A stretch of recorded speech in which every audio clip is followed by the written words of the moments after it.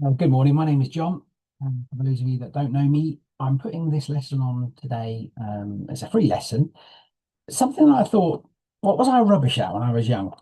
And what am I not always great at even today? Although I'm a lot better, I think. Time management. Now, I've actually been on quite a few courses for time management when I used to work for a previous company. So I'm going to use some of the things I've learned that I'm hoping will come across to you. And if anything in this lesson helps you at all, then that's brilliant. So I've done some research into this. I've got a few good videos to share as well, some other tips. So some of these tips you might think, nah, rubbish. Some of these things you might think, I'll try that. And I'll add a few things from my own personal experience as well. So hopefully it will be good for you and maybe help you too. So the title of this lesson is Time Management. Take control of your time. So we're going to look at some practical tips as well to help master your time. Whether you're a student, like it says here, juggling homework and hobbies, or an adult balancing work and family. I know as a family man myself with four children, it can be very difficult sometimes trying to fit everything in. In fact, sometimes it's like you're juggling and things are going to get dropped and whatever. So it isn't easy. So I'm hoping that this lesson will equip you with some powerful tools to make every moment count. Time is one resource, isn't it, that we can never get back. So let's use it wisely. And there's an old saying in English as well, isn't there, that time is money. What does that mean? Well, time is valuable, isn't it? And, we don't want to waste it. And I don't know about you, but I think in today's society, we can certainly waste a lot of time. I know I certainly have done in the past. So again, how can this help you? Hopefully, let's have a look. Let's see what we can do. So here's a little video, first of all, to get some ideas. Have a look at this. Preparing for college. Preparing for college. All right, let me just pause it for a second. So I'm going to show you two videos. The first one, this is for people studying, so maybe going to college or university or something like that later on. But the principles are the same for every walk of life, really. Have a look, see what you think. Many of us hear about time management. We hear advice like make checklists, keep a schedule, practice good study habits, yada yada, yawn. Sure, all these suggestions are helpful, but they're just a piece of the time management plan, and they don't fit everyone. Manage your time and schoolwork will be easier? It sounds good. The reality, it's been easy getting by without a plan. But the further we move in our education, the higher the stakes. We are betting that we could meet our GPA goals without healthy study habits. Classes get harder and you may find yourself drowning in challenging coursework. And you never bother learning how to swim. How to form good study habits? First, stop comparing yourself to your friends. Think they get good grades without studying? Nope. You need to find out what works for you. And cramming like a hibernating chipmunk is not the solution. So, where to begin? Know thyself. There is no magic bullet for finding the right routine. The first thing you need to learn is how you learn. Prioritization is key, and it's an easy first step. Create a list of activities that occupy your time and rank them from highest to lowest priority. From there, you can begin managing your time. You are responsible for your success in college. Chances are, your friends aren't looking out for your grades. If they want to hang out, you have to decide, do you actually have time or do you have schoolwork? Start now. You may not have a perfect system, and systems can change. That's perfectly fine. The more you learn now about how you learn, the easier things will be. Halfway through a semester and unhappy with your grades? Ouch. That's a tough time to change your game plan. Plan early and spare yourself the grief. We've got good news. All around campus are people who can help you understand how you learn. Literally, there are resources all over campus designed to help you. Office hours provide insight for tackling a class head-on. Learning centers help with all subjects and all course levels. Schedule meeting times with supportive peers. It's a surefire way to ensure accountability. Okay, so I just wanted to show that first of all. There were some really good tips in there, I thought. From what I got from that video, and again, you might want to pause it, watch it again, because I've seen it a few times now, is he talked about being disciplined with yourself. And it's certainly true, isn't it? So it starts with yourself. You have to prioritize what is important. I liked what he said actually about, say you're studying and you're going out with mates, they're not really caring about your grades, are they? So you have to kind of prioritize and think to yourself, well, what's important to you? Are you more interested in having a good time, for instance, than passing exams? So you have to kind of think to yourself, well, you have to be strict on yourself, maybe. So he talked about making a list. Now, I remember when I used to work for a bank years ago, and one of the sort of assistant managers said to me, write things down, John. So write things down on a list, prioritize, make sure that you know what, the important things, get them done now if it's vital. Less important things, still get them done, but they're not as urgent, maybe. And I liked what you said as well. For instance, if, like in this instance, in the video, he was talking about colleges and things, there are people there that can help you that are trained professionals. So, like faculties, in other words, like teachers, staff, whatever, they're trained to help you. If you're stuck, ask for help as well. So there are different areas to get assistance there. So, right, People who are here's another video. This is another one more generalized. So see what you can get from this video too. successful both at work and at home manage their time well. One of the first steps towards successful time management is to identify how you spend your time. Try keeping a log of how you spend your day. Write down how much time you spend doing things like working, watching television, or running errands. Once you have a record of how you spend a typical day, follow these steps to learn to manage your time more effectively.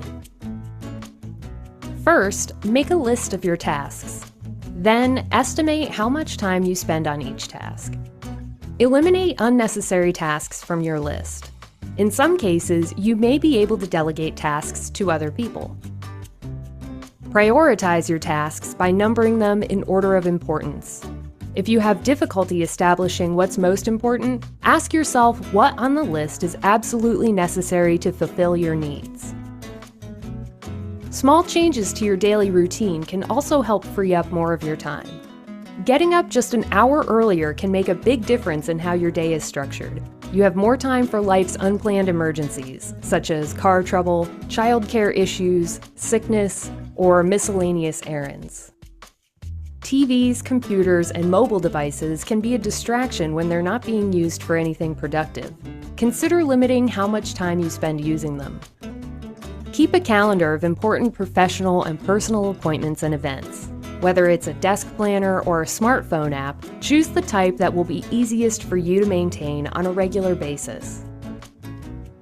Practicing effective time management will allow you to spend more time on the things that matter to you most, whether it's a hobby, time with family and friends, or even just some more time for yourself.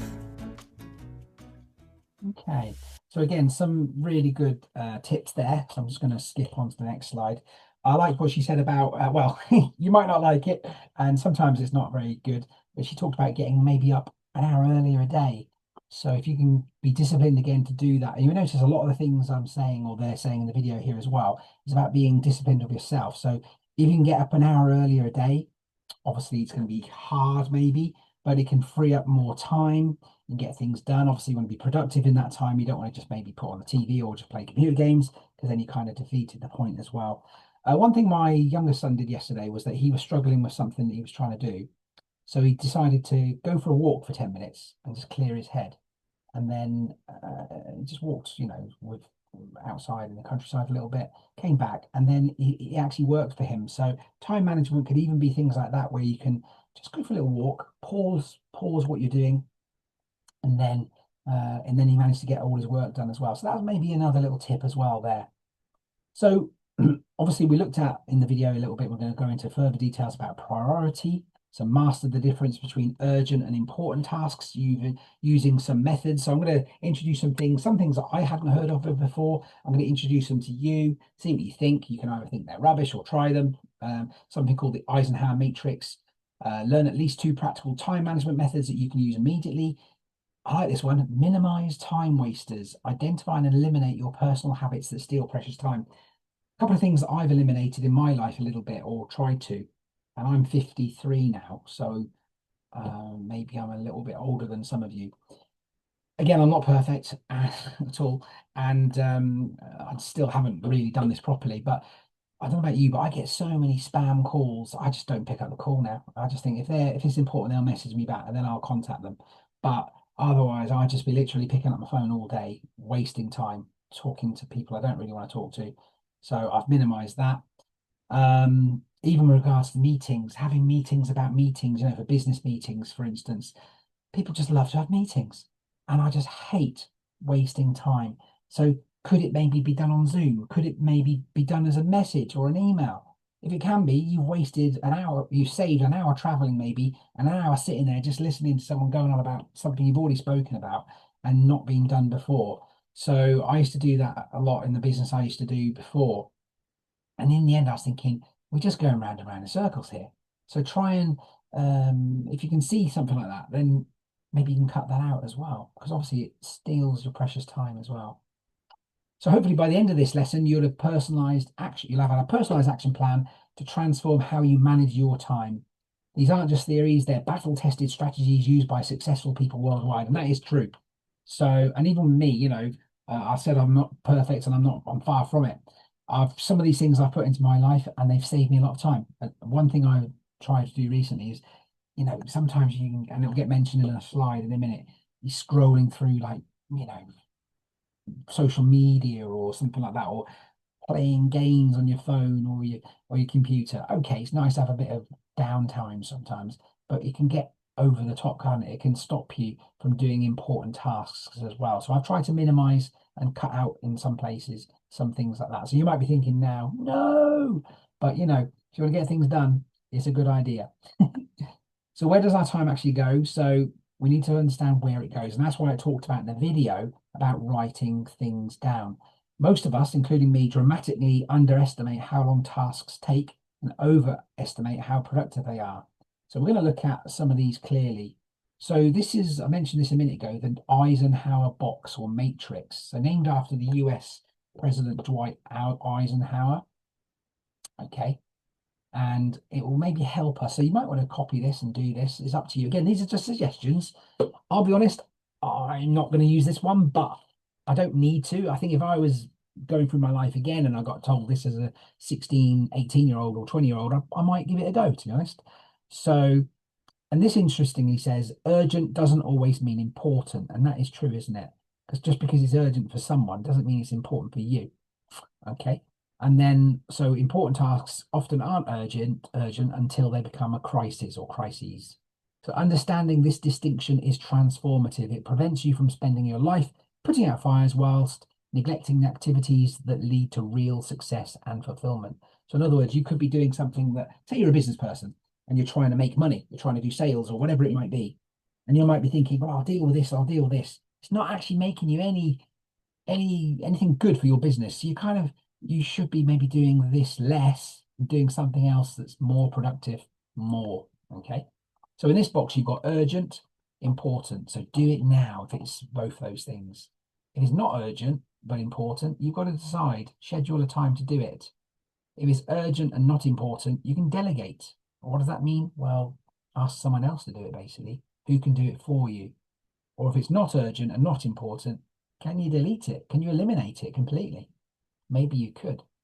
I noticed on the video, the first video, it said watching TV 1 hour, or the second video, she just crossed it out. So could you delete that? You've just now saved yourself 1 hour. Ooh, pretty good, eh? Unless it's your favorite film or TV program. But it's true, isn't it? So the 4 quadrants, I don't know if I have to explain this, but I'm going to read it anyway. So obviously urgent and important. So description, crises, deadlines, emergencies, broken equipment. Obviously you feel stressed, so do it now. Not urgent and important. So maybe planning, revision, exercise, relationships, prevention of something. Maybe you're feeling sort of a sense of fulfillment. So schedule it. Put it in a schedule. Urgent and not important. So interruptions, some emails, certain meetings, other priorities. You may be feeling distracted. Can you delegate it? Can someone else do it? Can you send someone else to do it maybe? Not urgent, not important. So maybe time wasting, excessive gaming, endless scrolling, busy work. You're feeling, oh, it's waste. So can you get rid of some of these things? So the goal could be to spend more time in the second quadrant of not urgent and important. This is where success happens. Through planning, prevention, and building strong foundations, people who excel spend 65% of more of their time here. So scientific study has proven that if you're in this box here, the second one, that this can actually be really good and could lead to success too. That's interesting, isn't it? Again, remember these are ideas, okay? So try for yourself, draw a matrix, fill each quadrant and reflect honestly. So there's no point doing this if you're not going to be honest with yourself. So for some examples, maybe revising for exams next month could belong in the not urgent and important, maybe. Finishing homework due tomorrow is now urgent and important. Watching random videos falls into not urgent and not important. So try that out and see what you think. From theory to action then. So understanding priorities is crucial, isn't it? But you also need to you need concrete techniques to implement that knowledge. So we're going to now look at some proven methods for scheduling your time and maintaining laser-like focus. These aren't complicated, they're refreshingly simple tools to work. So let's have a look. So can we test ourselves? So instead of then so time blocking, schedule everything. So I like this. You've got a diary. I've got a diary in front of me. I do this a lot now, and it really does help. So instead of keeping a loose to-do list, so again, I do that as well. I write things down. Schedule tasks directly into your calendar like appointments. This forces realistic planning about how long activities take. So make your workload visible and tangible. Another thing I do is I tick things when I've done it as well. And just seeing ticks on your page after the day can give you a little bit of a buzz because you think I've achieved all of that. Okay, it can also be the opposite if you haven't ticked them, but then it should motivate you to think I want to tick these things off as well. So prevent overcommitting. Your calendar shows available hours. So if you put too many things on there, you're not going to get that done. Reduces decision fatigue. You know what's next. Yeah, on your list, on your diary. And also it accounts for breaks, meals, and rest, because we all need to have a break, don't we? Otherwise, we're going to burn ourselves out. Remember, the word recreation really means recreation. So to recreate yourself. So rest and recreation is very, very important, isn't it? Otherwise, you're going to burn yourself out. This one's called the Pomodoro technique. Interestingly, so like the tomato, which we're going to see in a minute. So this, I'm going to show you a little video. Actually, let me show you the video first. So here's the video. This is a Pomodoro. This is a Pomodoro timer. This is the Pomodoro technique. The Pomodoro technique is a simple yet very effective way to improve your work and study habits. The basic requirement of this technique is to set the kitchen timer to 25 minutes. But this is just the beginning. In order to become a certified Pomodoro master, you need to achieve the following 6 objectives. First, find out how much effort an activity requires you by monitoring how many Pomodoros you need in order to accomplish a specific task.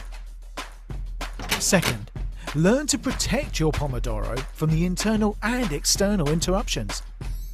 Third, make accurate estimations of how many Pomodoros you need for a certain activity.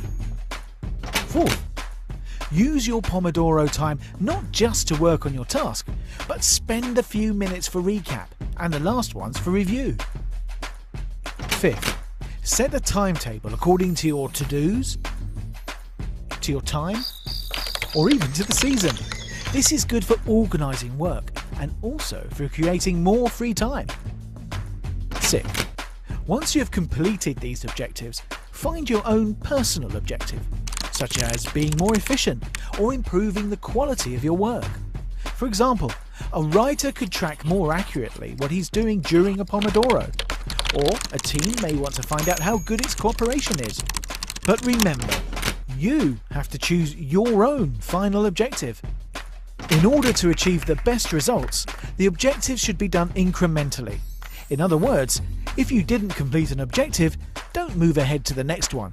Continue trying to do better with the current objective until you feel that you've mastered it. For more in-depth tips, read the original book, record your progress, and become a certified Pomodoro master. Okay, so this is an actual technique then, as we've just seen from the video. So here we go. So it works on a timer system, like the video said. So 25 minutes. So one focused Pomodoro work session begins. This reminds me of the rondo type thing that you do in football when you do like a passing exercise. But anyway, so like you said in the video, focus on one thing. Okay, single task focus with complete concentration. Then have a 5-minute break. Stand, stretch, look away from the screens, whatever it might be. Go for a walk, maybe like even my son did. And then repeat this 4 times. So after 4 Pomodoros, take 20 to 30 minutes off. And this technique then is brilliant for overcoming procrastination. So what is procrastination? Well, if someone keeps saying, I'll do it later, I'll do it later, I'll do it tomorrow, this gets you doing it straight away. So 25 minutes does feel manageable, doesn't it? Even for tasks that we dread. Let's be honest, we all put things to the back of the queue if it's something we're not really planning or wanting to do. But the timer creates urgency without overwhelming pressure. And then there was this book that was talked about. It's by Francesco Cirillo, who invented this in the late 1980s using a tomato-shaped kitchen timer, hence the name Pomodoro, Italian for tomato. Okay, so that's where it all come from, and that's why there was a tomato in the picture in the video. This Good. Now, how could you do it in practice? So if you're a student, you could use Pomodoros for homework maybe, or revision sessions. Brilliant for revision. Say you got to learn something like a test or something, maybe a spelling test. I don't know, whatever it could be. Set yourself a Pomodoro to have a go, test yourself. Challenge yourself to complete 2 Pomodoros on your least favorite subject. You'd be amazed how much you accomplish in just 50 minutes of focused work. I've actually done this, but not actually thinking it was the Pomodoro effect. And it does really work, actually. So I really recommend this. For an adult, well, perfect for clearing your email inbox, working on difficult projects, or tackling administrative tasks that you've been avoiding. The breaks prevent burnout.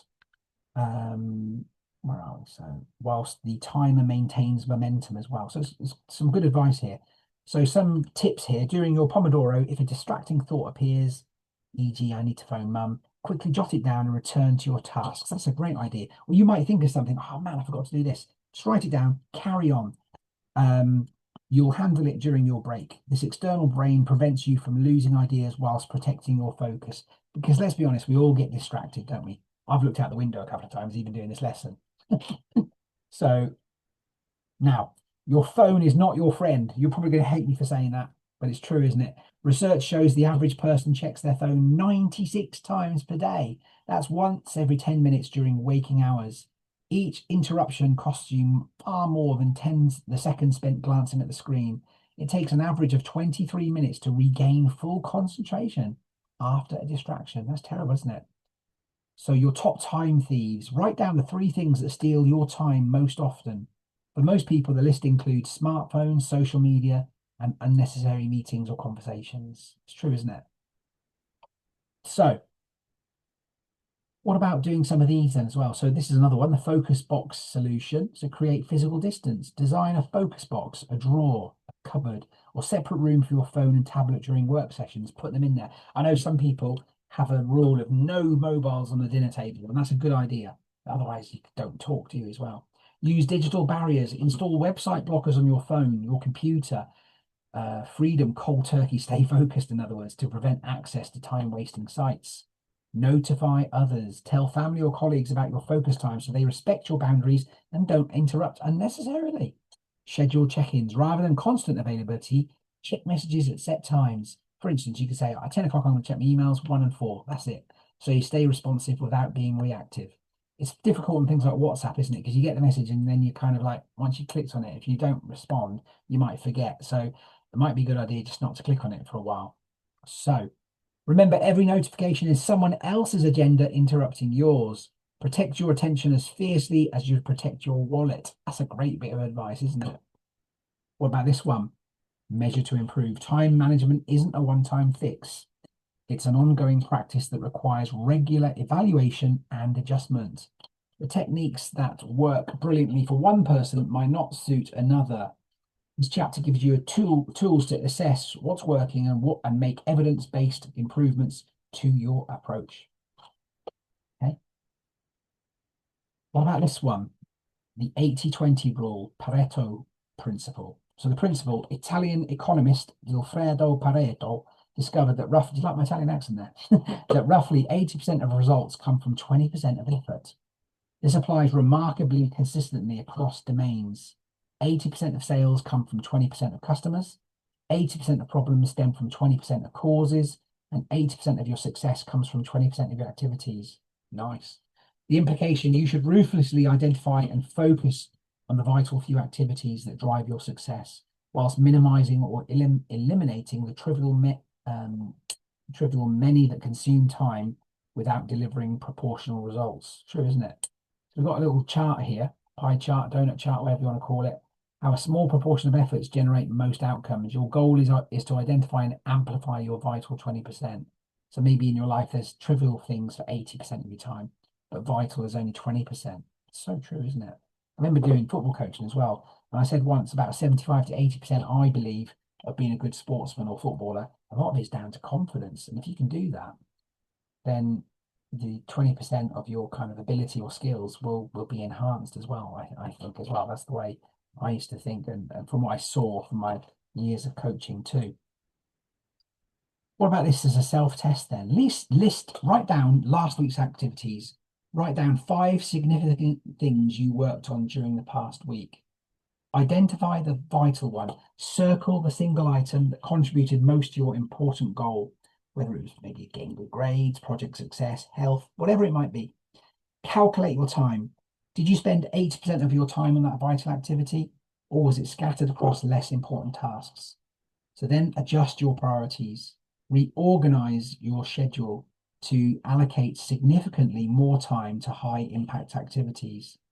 So this is interesting, isn't it? Most people find they spend only 20 to 30% of their time on their vital 20% activities. The rest is consumed by busy work, interruptions, and the urgent but not important. This realization is often shocking and liberating at the same time. So I'm hoping at the end of this lesson, you might think, oh, wow. And if you do it, you might think, wow, I've actually really made a big difference in my life. Hopefully you can. That's the point of this. I'm hoping it will help you. Okay, let's have a look a bit more.